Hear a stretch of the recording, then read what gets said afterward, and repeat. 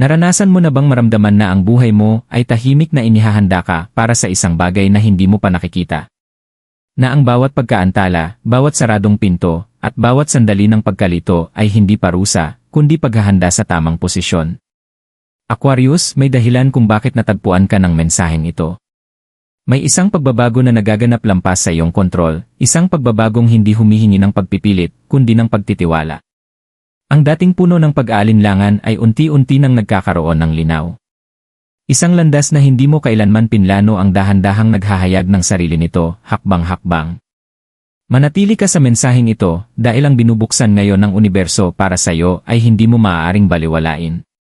Aquarius, palagi kang naiiba, hindi dahil sinubukan mong maging ganoon, kundi dahil ang kaluluwa mo ay hindi kailanman itinadhanang sumunod sa karaniwang mga landas.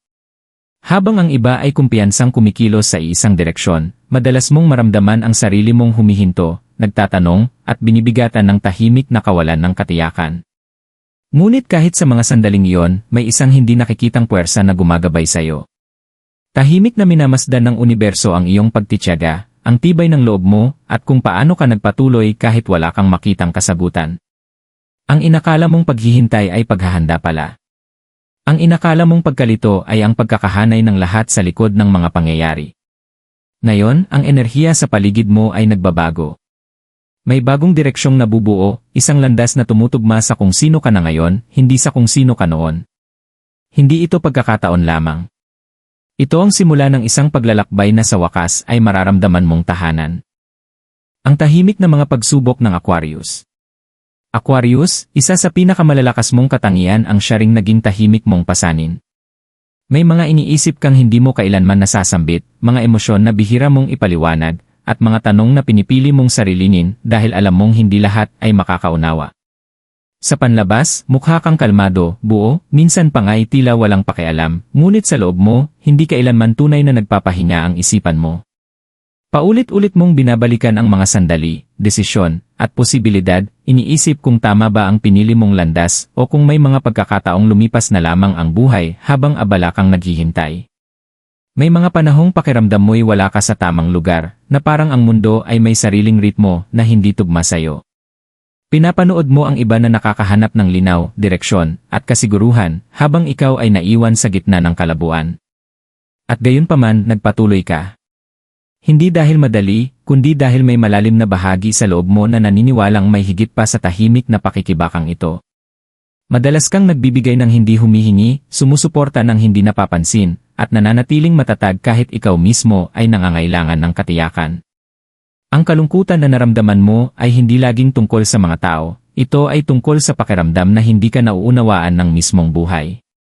Ngunit narito ang katotohanang bihirang marinig ng Aquarius, ang mga tahimik mong pagsubok ay hindi kailanman nasayang. Ang bawat paghinto, bawat pag-aalinlangan, at bawat sandali ng emosyonal na paglayo ay humuhubog sa iyong kamalayan, nagpapatalas sa iyong intuisyon, at naghahanda sa iyo para sa isang landas na nangangailangan ng lalim, hindi ng bilis. Ang inakala mong pag-iisa ay proteksyon pala. Ang inakala mong pagkaantala ay pagpipino. At ngayon, ang mismong mga pagsubok na iyon ang magsisimulang magkaroon ng saysay, sa paraang sa wakas ay magdadala ng linaw sa iyong paglalakbay. Ang punto ng pagbabago, paglipat ng enerhiya. Dumarating sa bawat paglalakbay ang isang sandali kung kailan nag-iba ang himig ng katahimikan. Aquarius, maaaring hindi mo agad ito mapansin, ngunit may isang bagay sa loob mo na nagsimula ng magbago. Ang mga tanong na dati mabigat ay hindi na kasing bigat ngayon. Ang pagkalitong dati nakakapagod ay mas tahimik na, halos parang malayo na para bang nagampanan na nito ang layunin nito. Ito ang punto ng pagliko, ang banayad na paghinto bago muling magsimulang umusad ang lahat. Sa mahabang panahon, hiniling ng buhay na maghintay ka, magmasid, at magtiis ng walang malinaw na paliwanag. Ngunit ngayon, iba na ang enerhiya sa paligid mo. Mas magaan ito, ngunit may lakas. Para kang nakatayo sa gilid ng isang bagong simula, kahit hindi mo paganap na nakikita ang nasa unahan. Hindi ka na sinusubok, inaanyayahan ka na. Inaanyayahang humakbang pasulong, magtiwala sa iyong kutob, at sundan ang isang direksyong hindi pamilyar ngunit kakaibang tama ang pakiramdam. Hindi mainay ang pagbabagong ito. Hindi ito dumarating na may mga dramatikong senyales o bigla ang himala. Sa halip, lumilitaw ito sa maliliit na pagkaunawa.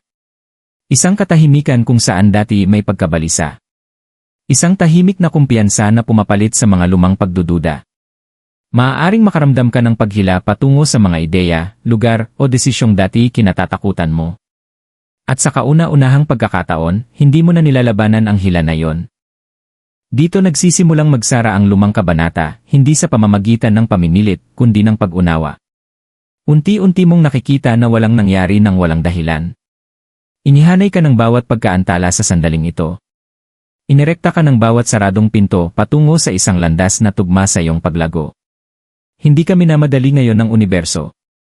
Kasabay mo na itong naglalakad, ipinapahiwatig na handa ka ng magpatuloy. At mula sa puntong ito ng pagbabago, ang daang nasa unahan ay hindi na mararamdamang hungkag, mararamdaman mo na itong may malinaw na layunin. Ang bagong landas na nahahayag. Aquarius, ang bagong landas na bumubuka sa harap mo ay hindi katulad ng anumang iyong inakala. Hindi ito maingay o marangya at hindi rin ito humihingi ng agarang pagkilos. Sa halip, ito ay parang isang pagkilala na para bang sa wakas ay nakita mo ang isang daan na noon pa man ay para sa iyo, ngunit ngayon lamang naging malinaw. Hindi hinihiling ng landas na ito na maging iba ka. Hinihiling lamang nito na mas maging ikaw, ang tunay na ikaw. Sa mahabang panahon, sinubukan mong pumasok sa mga direksyong halos tama ang pakiramdam ngunit hindi kailanman ganap na umayon. Binago mo ang iyong takbo, pinatahimik ang ilang bahagi ng sarili mo, at kinuwestiyon ang iyong kutob para lamang magpatuloy. Ngunit iba ang bagong landas na ito. Iginagalang nito ang iyong pagiging natatangi, ang iyong pananaw, at ang paraan mo ng pag-unawa sa mundo lampas sa nakikita ng karamihan. Pinahihintulutan ka nitong kumilos ng may layunin, hindi dahil sa pressure. Mapapansin mong nagbabago ang iyong mga prioridad.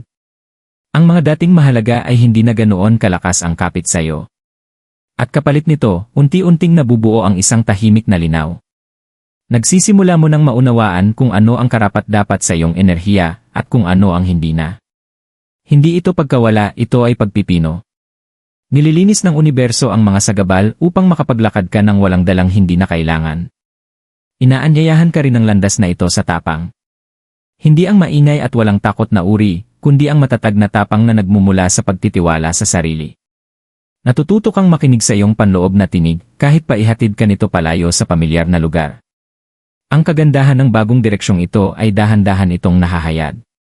Hindi mo kailangang malaman agad ang lahat ng sagot. Ang bawat hakbang ay nagbubunyag ng kasunod, lumilikha ng isang paglalakbay na nakabatay sa pagkakatugma, hindi sa pamimilit.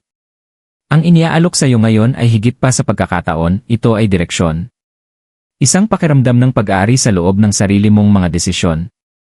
Habang tinatahak mo ang landas na ito, mapagtatanto mo na ang lahat ng dinaanan mo ay naghahanda sa iyo para sa mismong sandaling ito. At sa kauna-unahang pagkakataon sa mahabang panahon, ang daang nasa unahan ay hindi na mararamdamang hindi tiyak, mararamdaman mo na itong tama. Mga senyales na mapapansin ng Aquarius. Aquarius, habang patuloy na nahahayag ang bagong landas na ito, hindi ito iaanunsyo ng universo ng maingay. Sa halip, kakausapin ka nito sa pamamagitan ng mga banayad na senyales, maliliit na sandaling masyadong makahulugan para baliwalain. Maaari kang magsimulang makapansin ng mga pattern kung saan dati iwala. Mga pag-uusap na dumarating sa perpektong oras. Mga ideyang paulit-ulit na lumilitaw hanggang sa mapansin mo na sila. Hindi ito mga pagkakataon lamang, ito ay mga marahang pagpapatunay na ikaw ay nasa tamang pagkakahanay. Maaaring maramdaman mo ang isang hindi inaasahang katahimikan kapag gumagawa ng mga desisyong dati puno ng pagdududa. Ang mga pagpiling dating nakakapagpabigat ay ngayon ay may kasamang linaw, kahit hindi pa ganap na malinaw ang magiging resulta. Ang panloob na kapayapaang ito ay isa sa pinakamalalakas na senyales na ikaw ay nasa tamang direksyon. Pagkatiwalaan mo ito, lalakas din ang iyong intuisyon. Maaari kang makaramdam ng paghila palayo sa ilang tao, gawain, o kapaligiran, hindi dahil sa negatibidad, kundi dahil sa paggalang sa sarili. Kasabay nito, maaaring may mga bagong koneksyon na kusang dumarating, nagdadala ng inspirasyon imbes na pagkapagod. Pansinin kung paano tumutugon ang iyong enerhiya. Ang iyong katawan at emosyon ay nagiging mga gabay mo na ngayon. Isa pang senyales ang makikita sa iyong pasensya. Kung saan dati may pagkainip, ngayon ay may pag-unawa na. Hindi mo na nararamdaman ang pangangailangang magmadali o ikumpara ang iyong paglalakbay sa iba. Natututo kang ang iyong oras ay may layunin, hindi nahuhuli. Kahit ang mga balakid ay iba na ang pakiramdam, hindi na kabiguan, kundi mga pagliko ng direksyon. Ang mga panaginip, kaisipan, at tahimik na mga pagkaunawa ay maaaring magsimulang magkaroon ng mas malalim na kahulugan. Maaari kang magising na may linaw o biglang maunawaan ang mga aral na dati magulo. Ang mga senyales na ito ay mga paalala na ang universo ay kumikilos kasama mo, hindi laban sayo. At habang patuloy mo silang napapansin, lalakas ang iyong tiwala sa bagong landas na ito sa bawat hakbang na iyong tatahakin. Ano ang dapat gawin ng Aquarius sa susunod? Aquarius, habang patuloy na bumubukas ang bagong landas na ito, hindi ka hinihiling ng universo na magmadali o patunayan ang sarili mo kaninuman. Sa halip, may mas tahimik ngunit mas makapangyarihang hinihingi ito, tiwala.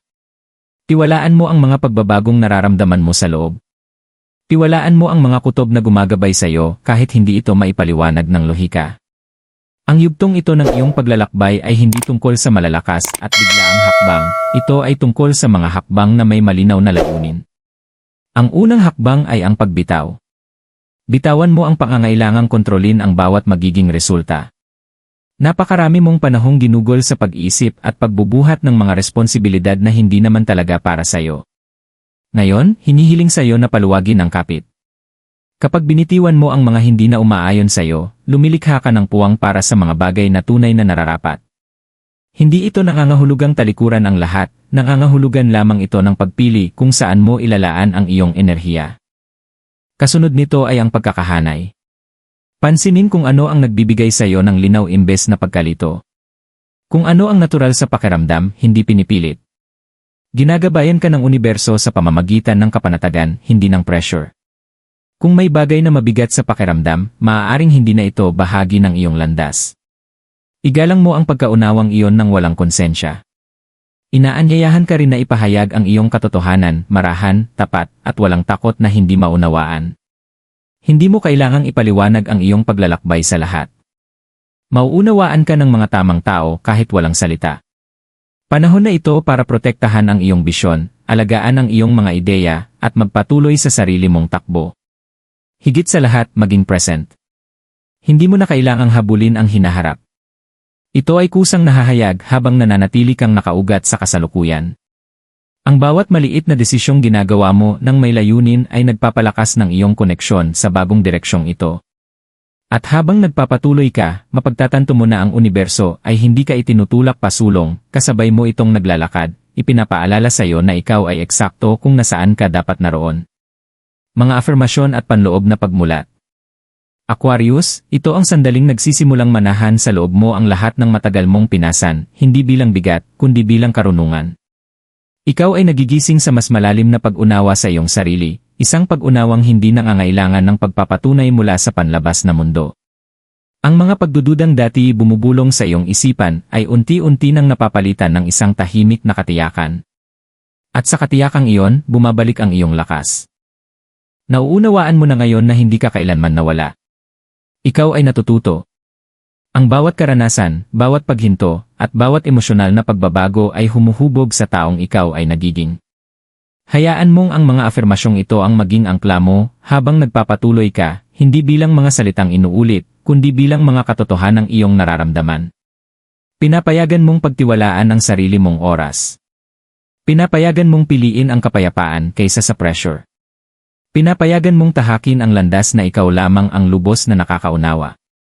Habang lumalalim ang pagmulat na ito, mas nagiging matatag ka sa iyong mga desisyon. Hindi ka na madaling matinag. Mas may malinaw na layunin. Hindi mo na nararamdaman ang pangangailangang patunayan ang iyong halaga o ipaliwanag ang iyong paglalakbay. Nauunawaan mo na ngayon na ang tunay na pagkakatugma ay may dalang katahimikan, hindi kaguluhan. At tumutugon ang universo kapag ikaw ay nananatili sa katahimikang iyon ng may kumpiyansa. Ang panloob na pagmulat na ito ay hindi tungkol sa pagiging ibang tao. Ito ay tungkol sa pag-alala kung sino ka bago ka tinuruan ng mundo na magduda sa sarili mo. Habang muli kang kumokonekta sa bahaging iyon ng iyong sarili, kusang dumarating ang linaw. At kasama ng linaw na iyon ang lakas, hindi maingay o mapilit, kundi matatag at hindi matinag. Dalhin mo ang kamalayang ito saan ka man magpunta. Hayaan mo itong gumabay sa iyong mga iniisip, mga kilos, at mga desisyon. Dahil mula sa puntong ito pasulong, hindi mo na hinahanap ang iyong landas. Tinatahak mo na ito, ganap na gising, ganap na naririto, at ganap na nakaayon. Aquarius, habang nagtatapos ang mensaheng ito, alalahanin mong walang anumang naranasan mo ang naging walang saysay. Ang bawat sandali ng pag-aalinlangan, bawat paghintong sumubok sa iyong pasensya, at bawat pagkakataong kinuwestiyon mo ang iyong direksyon ay may layunin. Ikaw ay inihahanda para sa isang landas na nangangailangan ng kamalayan, tapang, at pagtitiwala sa sarili. At ngayon, ang landas na yon ay bukas na, hindi sabay-sabay, kundi sa paraang handa ka na ngayong maunawaan. Hindi mo kailangang magmadali o lingunin ang mga maaaring nangyari. Ginagabayan ka ng universo pasulong ng may tahimik na katiyakan. Maaaring maliliit ang mga hakbang na gagawin mo mula rito, ngunit may malinaw ang mga ito. Ang bawat desisyong ginagawa ng may linaw ay nagpapalakas ng iyong pagkakahanay. Ang bawat sandali ng pagtitiwala ay nagpapalalim ng iyong koneksyon sa bagong direksyong ito. Hayaan mong magpatuloy ka ng walang takot. Hindi ka na naghihintay ng mga senyales, ikaw na mismo ang nagiging isa. Ang iyong presensya, ang iyong enerhiya, at ang iyong kamalayan ay sapat na. Maaaring dahan-dahan pa ring nahahayag ang daang nasa unahan, ngunit patuloy itong mararamdamang tama, at iyon ang palatandaang ikaw ay eksakto kung saan ka nararapat. Kung tumimo sa iyo ang mensaheng ito, maglaan ng sandali upang kilalanin ito. Manatiling konektado sa mga enerhiyang sumusuporta sa iyong paglago. At kung sa pakiramdam mo ay ginagabayan kang gawin ito, maaari mong piliing mag-like, mag-share, o mag-subscribe, upang hindi mo makaligtaan ang mga mensaheng nakalaan para sa iyo sa oras na higit mo silang kailangan. Pagkatiwalaan mo ang iyong paglalakbay, Aquarius. Nagsimula na ang universo na sabayan ka sa bagong landas na ito, at ito ay simula pa lamang.